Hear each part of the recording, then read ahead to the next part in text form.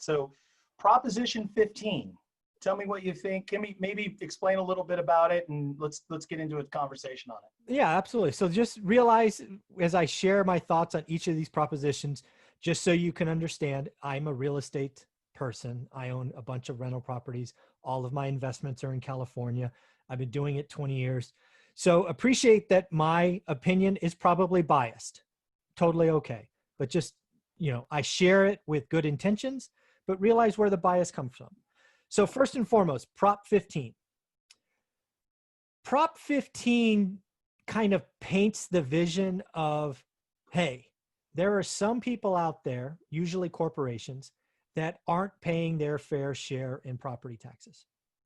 In California, one of the things that we have and have had for decades is something called Prop 13, right? Prop 13 is really what allowed my mom, who, bought a house with the GI Bill back in the 70s, to stay in the Silicon Valley, right? She never made a lot of money, but she was able to stay because as her value of her home skyrocketed, her property tax bill did not, right? She lived in that for 40 some odd years, and her property tax bills were hundreds of dollars, where her neighbors were $20,000, $30,000, $40,000 because the neighborhood just grew up around her. Prop 13 is what saved her. Prop 13 is what has saved teachers and firefighters and policemen and civil servants from being priced out of the market. So Prop 13 has saved a lot of people. Yeah. That said, our state coffers are impacted because when Prop 13 was written, all real estate was equal, right? Whether it's Disneyland, which is the biggest example I can think of, right? Which is hundreds of acres in Southern California, and a little condo, I don't know, in Vacaville or something, right? All of it is treated the same. You are basically charged your property taxes at purchase, and then it goes up no more than 2% a year. Hence, Disneyland is paying a ridiculously low property tax bill given the amount of acreage that they own in Southern California, because they bought it, I don't know, 100 years ago, 80 years ago, whatever it was. So that's the problem, right? Our state needs money. The Prop 13, as it was written, is all-inclusive. All real estate is equal. So what the powers that be are looking to do is they are looking to crack the egg of Prop 13. My opinion is, while it is an interesting idea, very creative, it is a first step on a slippery slope that I do not trust them to go down. Prop 13, again, as I said earlier, saves people.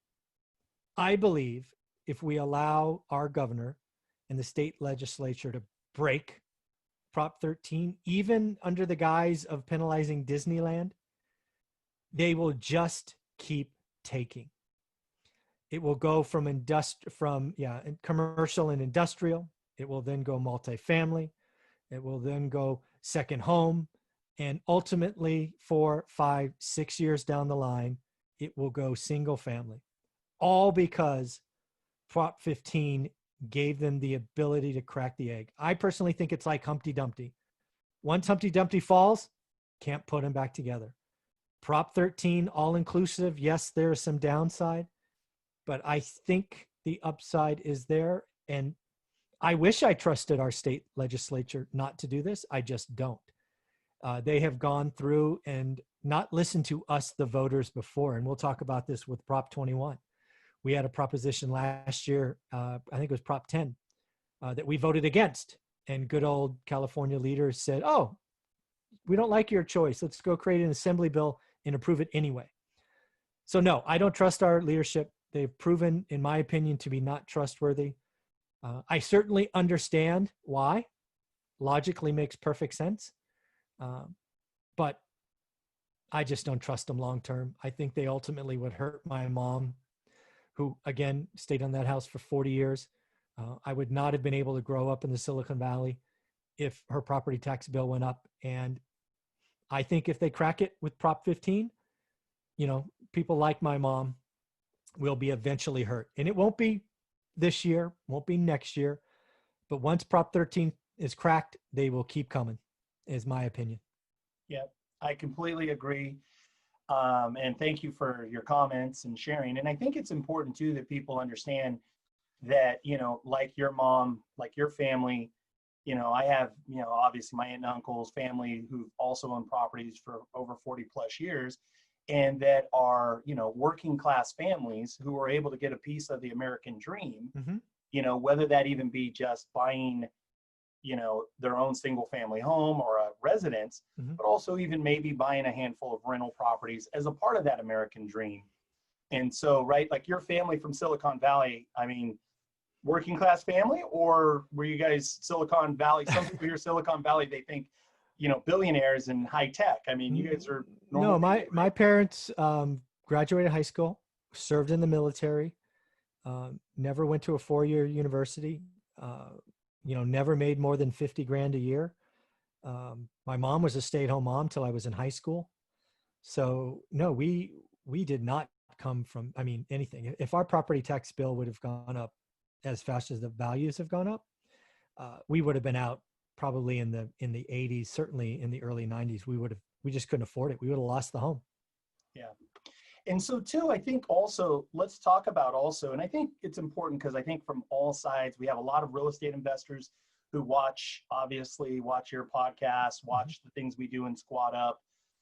We also have people that are just regular people that are maybe trying to get that first one rental at a time, or, that are aspiring working class people that are, wanting to buy their first home or do something along those lines. And so let's talk about Prop 15 specifically with commercial and industrial, right? We said, okay, if they're able to get this done first, what's next? Multifamily, ag. We didn't talk about agriculture, right?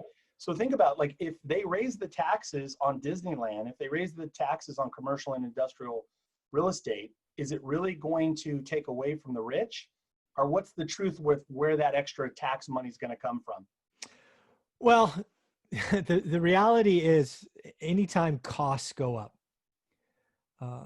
cost is an expense on the balance, or it's on the income statement. And the only way to make up for an expense is to raise the revenue line. So, it's amazing, right? If you raise Disneyland's taxes to what it could be, Disneyland's tickets could double, right? So that's really inflationary. Yeah. And again, businesses, landlords, all of this stuff. If you raise the property taxes, yes, my property tax bill goes up, but I have to raise my tenants' rent, right? Being a landlord is not a high margin business, right? It's under 10% for most people. So, and folks in California, you can look to Texas, right? Texas resets property taxes every year. And we now know because Texas has had some amazing appreciation recently, that old cash flow properties no longer cash flow. And there are people that I know that are losing their rentals because they are now what I call alligators. Yeah. So if you allow, the cracking of Prop 13, you will eventually lose the control of knowing what your expenses are, because California could become like Texas. And if you reassess properties every year, it doesn't end well. That's a very messy picture.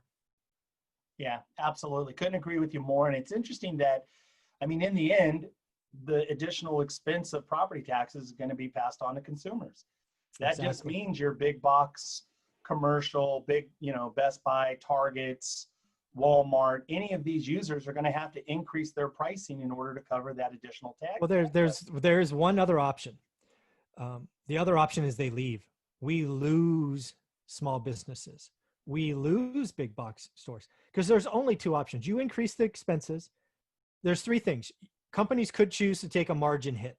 It's possible, unlikely, but possible. Two, they raise prices to cover the cost. Or they look at this and go, you know what? California is just too hard to do business with. I'm not going to service that market anymore. I am out here. And we are seeing small businesses already exit. I saw something from Yelp where 60% of the small businesses in San Francisco have already closed in the restaurant, health and beauty, and gym area. That's tragic. Just tragic. Totally tragic. I couldn't agree with you more. So again, Prop 15, we would encourage you to really take a hard look at that. Obviously, Michael and I'm a real estate broker, also investor. We do a lot of real estate transactions and such. And as Michael mentioned, he is a landlord. But again, I think for the overall health, I really believe that transparent taxes, if they're going to raise income tax, that's transparent. If you're increasing sales tax, that's very transparent in order to cover revenue that's needed by the state. Mm-hmm. Doing it in a way where they're taking away property taxes or the ability to increase the property taxes just seems very detrimental to lose businesses. And in the long run, those expenses and increases are going to be passed to consumers anyway. Yeah. And again, there's the last thing on this one. They are really trying to market this as, hey, we're going to go after the big bad companies. What I would tell you is, has our leadership in the state shown you anything that they won't show this Humpty Dumpty crack and go after more? If we give them an inch, they have proven to take a mile. And I am not willing to see, again, when I see this bill and I've read it, I go, I couldn't vote for this. My mom, again, I go back to my mom. It's a very personal story for me. She wouldn't have been able to stay and my life would have been different. And there's lots of moms out there, who got the American dream, and to see them lose it because, Humpty Dumpty gets cracked and Prop 13 slowly gets eroded away is tragic in my mind. And I won't be supporting that for sure. Very good. Very good. Thank you, Michael.